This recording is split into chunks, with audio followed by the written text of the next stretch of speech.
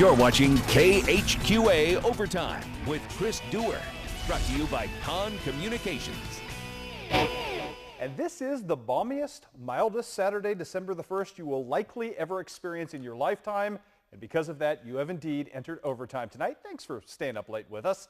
You know, it may feel like spring outside, but our slate of highlights tonight screams winter basketball blizzard, sprinkled in tonight with an avalanche of outstanding high school wrestling action, just for good measure. Put simply, Ross Green and I saw the inside of an inordinate number of gyms today, both college and prep, across 3 different states, and we've compiled it here for you neatly for your consumption. So whether you were out making Christmas cookies today or luxuriating in the SEC football goodness this evening, feel no guilt. We will bring it all to you tonight, keeping you up to speed on every single one of the local happenings, starting right meow. Let's start you off with some basketball tonight. Great night for the Quincy Blue Devils at home tonight against Batavia, a traditional program that has come down here year after year to play Quincy High School.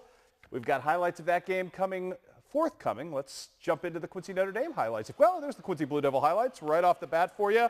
Big night for the Blue Devils, though not a great first half, at least from an offensive standpoint in this one. We'll start you off with Mason Fairley coming free in the low blocks. The guard gets the nice roll right there. It's 2-0 Blue Devils at that point. Quincy High would build a 4-0 lead behind Cole Abbey, who makes the nice move to the bucket, through the paint, knifing through and getting that to go. Batavia, though, would answer and take a brief first half lead and a first quarter lead at this point on a couple of different jumpers. This is Martin Kvitli, however. He had answers. It's the give and go and get for Kvitli as he gets the 3 there. Had a game-high 21 points for the Blue Devils. More Cole Abbey. This is the magic pass. Hooking up right here with Luka Radovic, who cleans up nicely at this point. But again, the Blue Devils didn't score much in the first half. In fact, they were down by a single point after the first half. Second half, though, they'd come to life. Cole Abbey had something to do with that. Had a beautiful follow-up dunk in the second half tonight. Also had 6 points in the first half.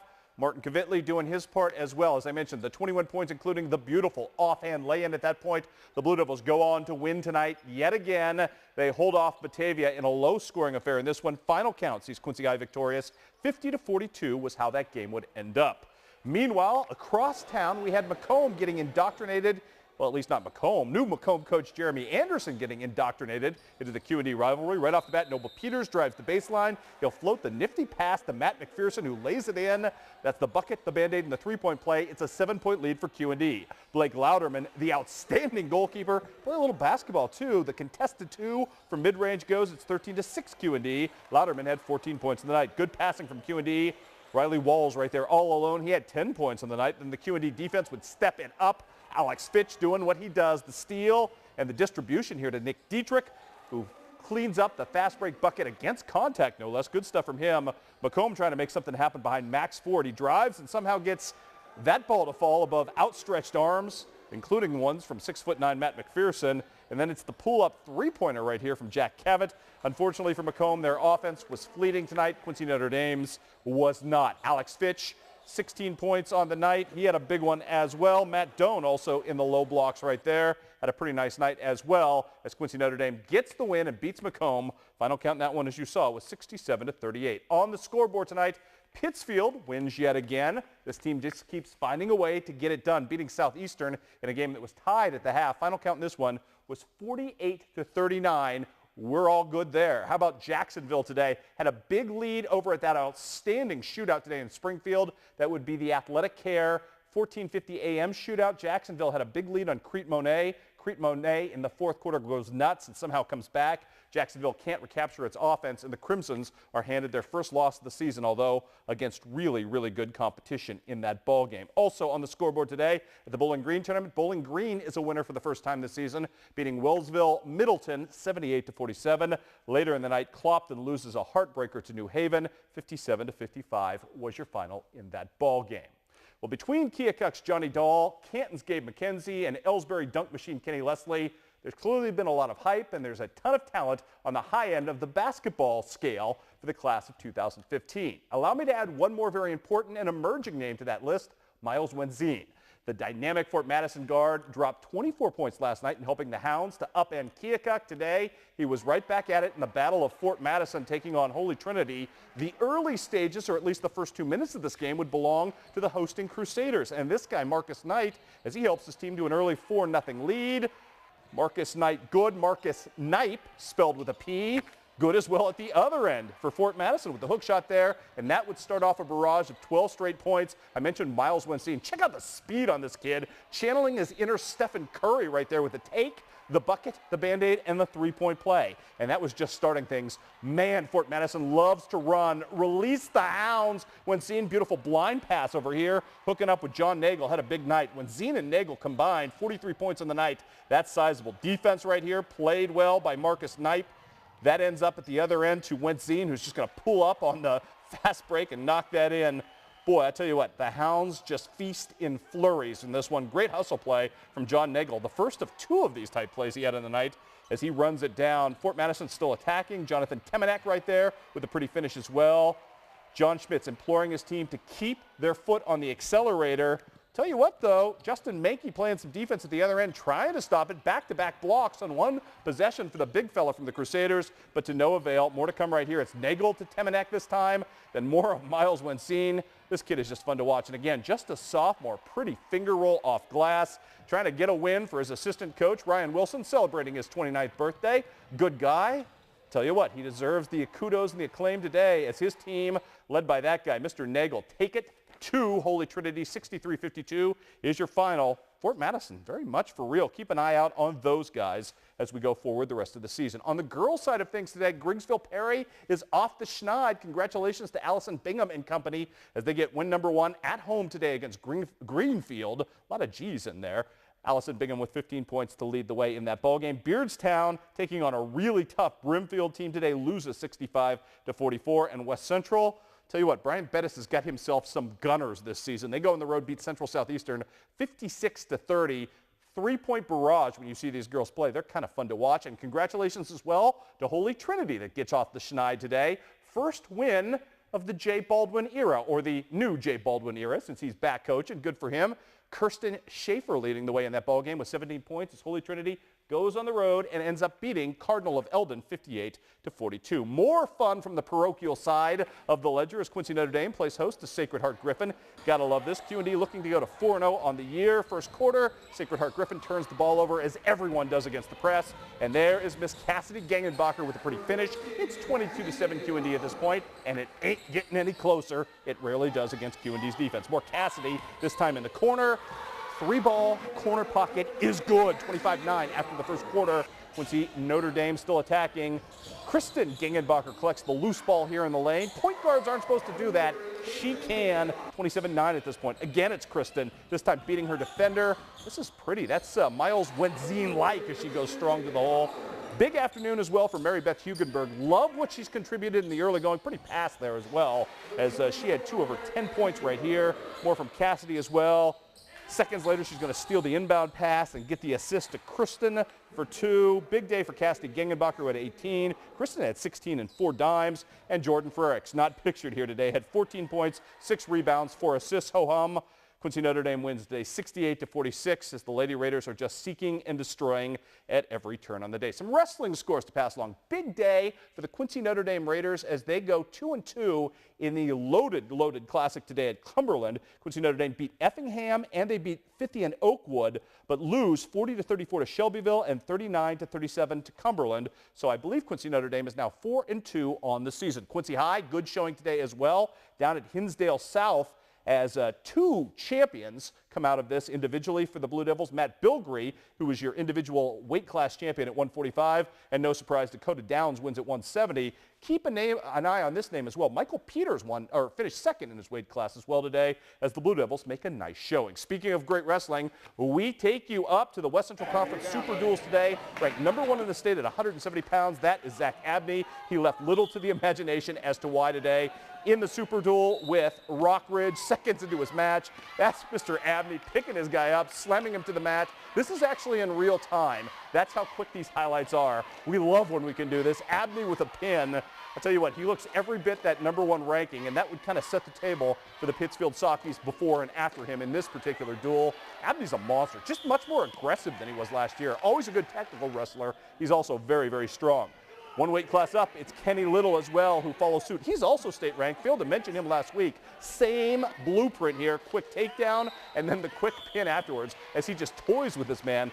Best match of the day, though, for Pittsfield. Wade Thiele, who's going to come up right here. He was down 4-1, and Wade is going to come up with one of the prettiest sequences you will see this season. Escape, and there's no hesitation. Goes right back for the takedown as well. That is a 3-point turnaround and ties up this match. Wade not done. Wade just keeps working away at this thing, gets himself a chicken wing in there somewhere, and turns this kid's shoulder blades to the mat and ends up with a pinfall win. Impressive stuff from Wade. Tell you what, the middle of that Pittsfield lineup for Randy Butler's crew today, very, very impressive.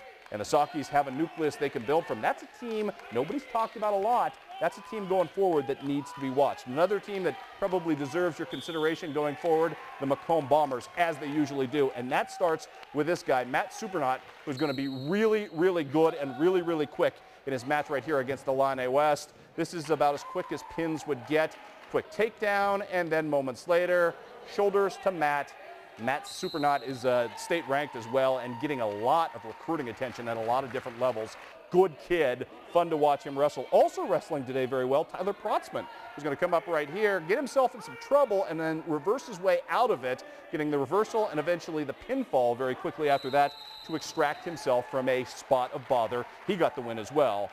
Best match of the day, though, Champaign on Saturday state championship caliber match today between Jack Lucy and Jake DeVolder. Jake DeVolder is from Orion, Jack Lucy from West Hancock, two guys who are state ranked, two guys who have aspirations of winning a state championship as juniors. Early on, though, it would be DeVolder getting the takedown on Lucy, building himself a 2-0 lead. But check out Jack Lucy, great escapability, will not be held down. You can't ride this kid out. Gets away, makes it 2-1. Unfortunately, Jack moments later would find himself down 4-1. Again, it's the escape mechanism. Flips his way out of danger. That's what Jack Lucy does. And then moments later, Jack Lucy would hit a takedown of his own to take a 4-2 lead in this one. Sweeping the leg right there. Beautiful stuff and control at that point. Tied up at 6 apiece. Lucy's on top. DeVolder's on the bottom. Lucy trying desperately to ride him out to get to overtime in this one because it was the call for DeVolder to take position. He chose down, and he made it work for him today, winning an 8-6 decision. Jack Lucy, heartbreaking decision for him today, but it's early in the season, and this is one of those things I think that Jack Lucy can come back and avenge because he's that kind of kid, and he always seems to wrestle better when we roll into February, so we'll see that again. Great match, great show of sportsmanship from both gentlemen. Fine, fine match. You're not going to see wrestling any better than that at any level this season. So good stuff there. Let us take you as well to Missouri to talk a little wrestling today as the Hannibal Pirates have themselves a day at the Helias Tip-Off Classic today. They end up going the Pirates end up going 4-1 on the day.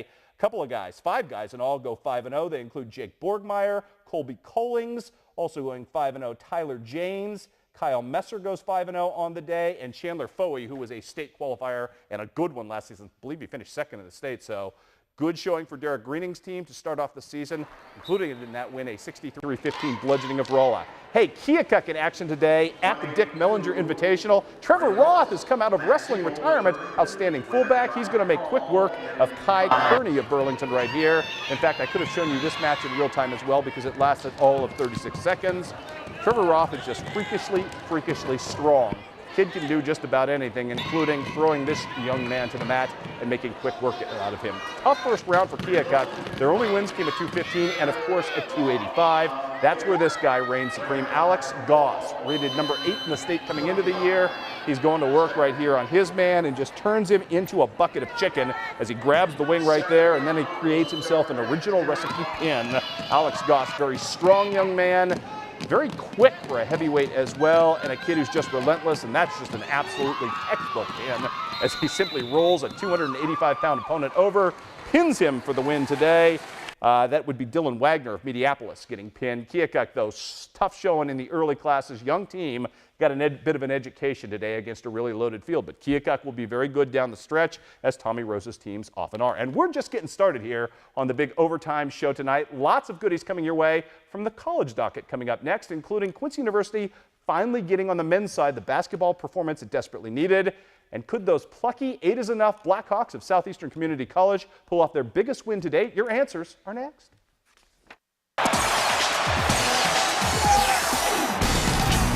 You're watching KHQA Overtime with Chris Dewar. Brought to you by Con Communications. And welcome back to Overtime. You know, they have become the early feel-good story of the college basketball season, and it just keeps getting better by the game. With a victory today, Jack Schrader's reinvigorated Culver Stockton Wildcats would improve to 7-2 on the season, which is a far cry from last year's enormous struggles. It's amazing how much better these guys are. Ross Green got to watch them today against Avila. Only up 2 early on in this game, but it's amazing how quickly these guys attack. Mario Gully left all alone as he sneaks backdoor for the 2. It's a 4-point lead, and Culver Stockton's going to feed like sharks in a chummed water at this point. Look at him go to work right here. Marshawn Norris driving, he'll miss, but Jim McKee is there. Johnny on the spot for the putback. It's now a 6-point lead. Culver Stockton goes up 8 as James Johnson connects on the nice drive and the little step back jumper right there. Then it's Marshawn Norris. Call him Houdini because he's a magic man, my friends. Fearless from outside, knocking down the long triple. That's not NBA range. That's shot from way up in Keokuk. Beautiful stuff from that young man. How about more? This time another 3, and this time it's Johnson doing work. He led all scorers in this game tonight. 41-27 at that point, Culver Stockton. I told you they attack quickly. You got to see these guys play. So much better than it's been in years past. So much more fun. Again, McKee with the inside bucket right here. Culver Stockton wins going away 89-65, and Jack Schrader seems to have reinvigorated Wildcat basketball, which certainly takes some doing. Good stuff there from the Wildcats. How about the Quincy University men at home against Lindenwood, needing a victory today? Marty Bell's team has struggled early in the season, down 3 right here. Tyler Thompson doing something nice with the turnaround jumper in the lane. That cuts Lindenwood's lead to 25-24. Hawks get hot to end the first half. This time it's Jeffrey Hartlieb working the baseline and the and 1. The Hawks now have the lead, and they're not going to look back in this game. Quincy goes up by 3 after Jordan Wilson hits a shot from 15 feet out. Good stuff from him. Chris Babbitt also contributing nicely. He had 16 points in the day. Story in this game, the wrath of Hahn. Scott Hahn, career best day with 21 points. The pride of Mount Pleasant showing out today as Quincy University gets a win, their best win of the season and one that could reverse the course of these early doldrums. 81-74, your final in favor of the Hawks. We take you to day number 2 of the Men's Hoops Classic at Mountain Dew Court at the Student Activity Center on John Wood. John Wood men versus Blackhawk East. This all about the Blazers in this one. Brad Hamilton outside for the 3. That made it 5-0 Blazers. They're looking for more. Michael Roy going to pull up at the top of the key. That is true and pretty. 7-0 Blazers at that point. Later on, it's Cortland Jackson. He would find a cutting Reveal Burton, who lays it in at that point, made it 9-2 John Wood at that point. Blackhawks made a run, but TJ Tisdale Jr. gets bumped inside. He'll end up with a bucket, the Band-Aid, and the 3-point play right here to put the Hawks up at 6 at that point. The Blazers go up as many as 11 when Tim Goodwin decides he's going to do that felony and freebie thing at the other end. Great steal right here, and a pretty layup against contact as well. And how about some Darren Foster Jr. in this one, as John Wood would lead by 11 at this point. They really never look back in this game. Darius Porter with 12 points and 6 rebounds. Everybody on the roster scored today. John Wood gets a quality win. Final count this one, 76-47. Some scores to pass along today. Western Illinois gets a big win in Kansas City, 68-63. Ciola Clark ties a career high with 27 points in that ball game. HLG with a nice win at home over St. Ambrose today. Everybody winning out today. 81-74 your final there. And Lake Forest gets tipped away at the buzzer by Illinois College. Brandon Berry leading the way for the Blue Boys today. He had 21 points in a 1-point victory for Mike Worrell's team. So good stuff right there as well. How about the Southeastern Community College women? A battle of unbeatens today as they take on Northeast Nebraska. It was tough early on. Down early. The Blackhawks looking to try to foster some offense against a great defensive team. That's Nat Merkulova with a beautiful take to the hoop right there. Then it's J.C. Hartwig, the pride of West Hancock, hooking up right there with Sheila Kleiber for 2 more. Blackhawks, though, down 13 at this point. Here's the big reason why. Emily Gamble, your point guard from Northeast Nebraska. She was Iversonian in her crossover dominance and her speed today. Hooking up right there with Jalen Spencer for the 3-point play. Every time it looked like the Blackhawks were going to get back into this thing, Emily Gamble would do the takeover thing. Look at her here. Just great jets on her as she gets all the way to the hoop. Makes everybody else look like they're standing still at the moment. Still, no lack of fight in Jerry Jerome's team. Kiera Washington, great assister. In fact, I believe she's number 10 in the nation in dimes dropped this season. She can also shoot the three a little bit. And check out the beautiful passing right here from J.C. Hartwig on the inside to Miss Brittany. But unfortunately for Southeastern Community College, they lose for the first time this season, 59-44 to a really good team, fall to 9-1 on the season. Quincy University, a loser to Pittsburg State, a very good Lady Gorilla team today, 71-65 was your final there. I wonder if they really are the Lady Gorillas. I never checked that out. I'm just guessing there. So if I'm wrong, I'll take the hit for it. Western Illinois, nice win at home over William Woods, 70-53 was your final as well. Somebody look that up and tell me if they are the Lady Gorillas. Figure it out. HLG, a loser to Grandview today, 64-49. Ashley Spencer with 20 points on the day in that loss. Illinois College does get a win today to kind of make things a little better. Culver Stockton falls to Avila, 70-59 to go to 0-2 in conference play. And as I mentioned, Illinois College with a win, one of the few women's teams in our area to pull off the victory today. Tiffany King, former KHQA Player of the Year with 13 points and 5 rebounds in that ball game. And coming up next here on The Big Show, it is time for your Con Communication Connection nominee, your 1st of December. That and more when Overtime continues. Well, 'tis that time on Overtime where we unveil, our latest Our latest Con Communication Connection nominee for the month of December. I appear to have swallowed a frog. I'm going to try to get through this very, very gracefully. Here's the deal. We put 4 outstanding sports couplings up for your perusal, and at the end of the month, you get a chance to vote for the best of the lot. And as an added incentive to vote, anyone who participates in the process becomes eligible to win a prize package from Con Communication, and it is a good one. So tonight, we have been jonesing all along for a buzzer beater, the ultimate definition of a Con Communication connection. We had one. Last week, we thought it's the best highlight we had in the hopper. We love the good people of Western, and we love the potential of this youngster, Lauren Melton, so why not give her long-distance three-pointer to beat the buzzer a few weeks ago against Liberty. So there you go. Lauren Melton is the first one out of the hopper. Congratulations to her. If you are a Western fan, at the end of this month, you'll have a chance to vote for her. And if you vote for Miss Lauren Melton, you have a chance to win a wonderful, wonderful prize package as well. I'm going to take a quick commercial and get myself a quick tracheotomy so I can breathe and talk to you again. We'll be right back after this.